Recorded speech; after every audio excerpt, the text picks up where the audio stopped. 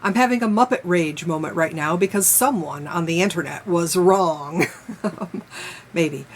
There's a certain idea being repeated in Christian and atheist Bible enthusiast circles that I'm pretty sure is wrong, and that error is feeding the sexism monster more than its fair share. Women didn't write the Bible. Hi, welcome to the Secular Scriptures. I'm Gail, and today we're talking about sexism in literature. I will grant you that the books in the Protestant canon do not look very girl-friendly. That does not mean that women did not contribute to the foundation myths or the writing in the Bible. Saying women didn't write the Bible is like saying women didn't write Grimm's fairy tales. Yes, the brothers collected, wrote down, and published these tales in one book and failed to credit their female co-workers, but they gathered the stories almost exclusively from the women across Germany and Western Europe and also failed to credit them. Now, I'm not saying women wrote all of the stories in the Bible. And yes, I have to say that because, oh my God, this is the internet and people do be pedantic. For the purposes of academic honesty, 1, I am not a biblical scholar, and 2, these theories are not universally accepted. Some are highly contested for very honest academic reasons. However, I think it's important to shove them right up front to banish the notion that this anthology was composed entirely by a bunch of Bronze Age goat herders scratching their beards and yapping around a campfire. Now, some of them may have been goat herders, but if so, some of those goat herders were almost certainly women. If we look at modern scholarship and Jewish tradition, the J source in the Pentateuch was likely a woman writing in the court of an early king in Jerusalem, possibly Solomon if he existed, but certainly not far off from that time. Camels had just been domesticated, and J was positively obsessed. Talk about horse girls today. The J source is largely responsible for the romances between Sarah and Abraham, Isaac and Rebekah, and the rather messy situation between Jacob, Leah, Rachel, etc., etc. The story of Tamar and Judah was also probably written by a woman. We'll just call her J.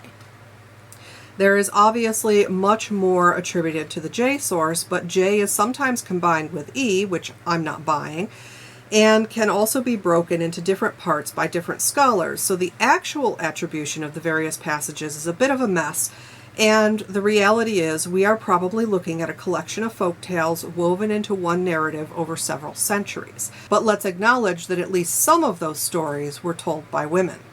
The songs of Miriam, Hannah, and Deborah are not only assigned to those female characters, but were likely composed by them. These are some of the oldest poetry fragments in the Bible, with the Song of Deborah dating to the 1100s BCE. The Book of Ruth is assigned to Samuel, but does not share his writing style. Most modern scholars consider it the work of an anonymous woman, and it was later attributed to Samuel. The Song of Songs was composed long after Solomon's time, if he existed. It is so highly focused on the main female character, and it matches the feminine romantic poetry of the time, 300s BCE, written by court women, sung at weddings, etc., that scholars speculate this was composed entirely by a female author, and honestly, I agree. Stepping into the Apocrypha, Judith was almost certainly authored by a woman. It's unknown if the story of Susanna was written by a woman or not. I'm not inclined to think so. She's a bit of a Bella, but I'm not a biblical scholar, so whatevs.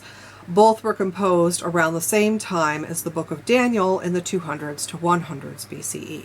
At this point, we leave the Old Testament for the New, and the following passages may have been contributions by women. Several scholars have proposed that the epistles of the Hebrews may have been authored by Priscilla, a highly educated, wealthy leader and patron of the early Christian movement. The theory is contested due to the masculine pronoun used in 1132, but this could be a later edit or an obfuscation by the author.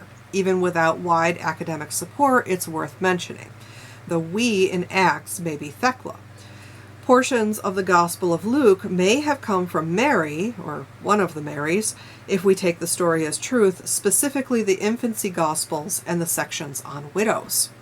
While not every mention of a woman in the Bible was authored by women, these works and fragments of others were likely, or at least possibly, composed by female authors and storytellers who absolutely did know how to read and write and composed songs and poetry, wrote letters, engaged in discourse, and handed down a rich and complex culture like the human beings they were.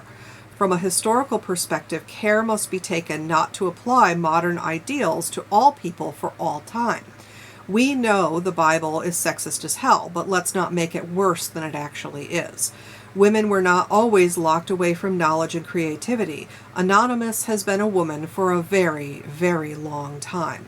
Thank you for joining me on the Secular Scriptures. If you enjoyed this, tap that like button, and if you want to see more, please subscribe, but only if you want to see more. And I will see you next Sunday at 9 a.m.